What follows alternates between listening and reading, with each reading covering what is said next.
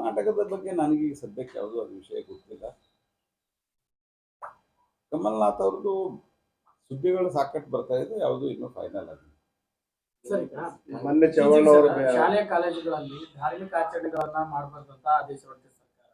ಇವತ್ತೇನಾಗಿದೆ, ವಸತಿ ಶಾಲೆಗಳಲ್ಲಿ ಕುವೆಂಪು ಅವ್ರದ್ದು ಜ್ಞಾನ ದೇಗುಲದ ಕೈ ಮುಗಿದು ಒಳಗೆ ಬಾ ಅಂತ ಹೇಳಿಲ್ಲ, ಅದನ್ನ ಅಳಿಸಿ ಹಾಕಿ ಜ್ಞಾನ ದೇಗುಲದ ಧೈರ್ಯವಾಗಿ ಪ್ರಶ್ನಿಸುವಂತ ಬರೆದಾಗ್ತಾ ಇದೆ.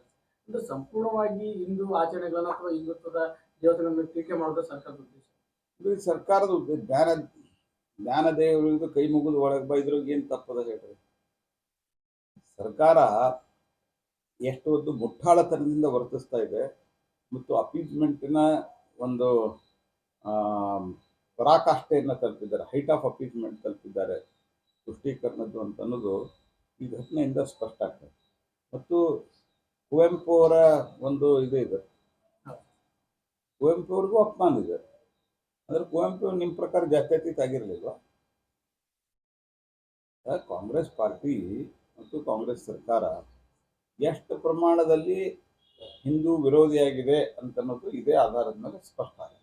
ತುಷ್ಟೀಕರಣವನ್ನು ಯಾವ ಪ್ರಮಾಣಕ್ಕೂ ಮಾಡಲಿಕ್ಕೆ ಅವರು ಸಿದ್ಧರಾಗಿದ್ದಾರೆ. ಬಹುತೇಕ ಇವತ್ತು ವಿಧಾನ ಪರಿಷತ್ನಲ್ಲಿ ಚರ್ಚೆ ಆಗಿದೆ.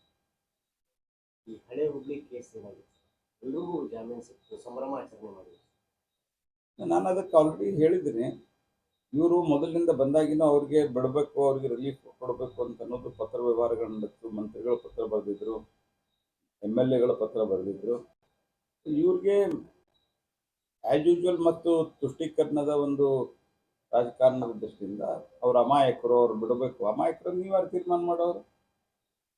ಪೊಲೀಸರಂತೂ ಸರ್ಕಾರ ಬಂದಾಗ ಅದೇ ಪೊಲೀಸರೇ ಇಲ್ಲಿದ್ದಂಥ ನೀವು ಬಂದ ಮೇಲೆ ಎಲ್ಲೋ ಒಬ್ಬೊಬ್ಬರನ್ನ CPIನ ಮತ್ತೊಂದು PIನ ಬದಲಾವಣೆ ಮಾಡಿರ್ಬೋದು, ಆದರೆ ಅದೇ ಪೊಲೀಸರು ಅವರೇ ಹಿಡಿದು ಹೊಡೆದಿದ್ದಾರೆ.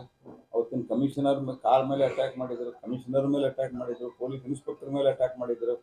ಏನೋ ಸ್ವದೈವದಿಂದ ಯಾರಿಗೇನೂ ಆಗಲಿಲ್ಲ. ಇವತ್ತು ಅವ್ರನ್ನ ಬಿಡುಗಡೆ ಮಾಡ್ತೀವಿ ಜಾಮೀನಿನ ಮೇಲೆ ಅಂತ ಮೊದಲ ಪತ್ರ ಬರೆದು, ನಾನು ಕೋರ್ಟ್ ತೀರ್ಪು ಬಗ್ಗೆ ಏನು ಹೇಳ್ತಾ ಇಲ್ಲ, ಅದ್ರ ಮೊದಲ ಪತ್ರ ಬರೀತಾರೆ.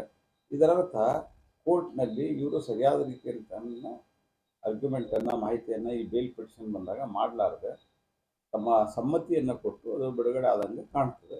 ಇದು ಒಂದು ನಾಳೆ ಮತ್ತೊಮ್ಮೆ ಗಲಾಟೆ ಆದಾಗ ಇವ್ರಿಗೆ ಅರ್ಥ ಆಗುತ್ತೆ. ಸರ್, ಈಗ ಈ ಶೆಟ್ಟರ್ ಅವರು ಡೆಲ್ಲಿ ಭೇಟಿ ಕೊಟ್ಟಿದ್ದಾರೆ.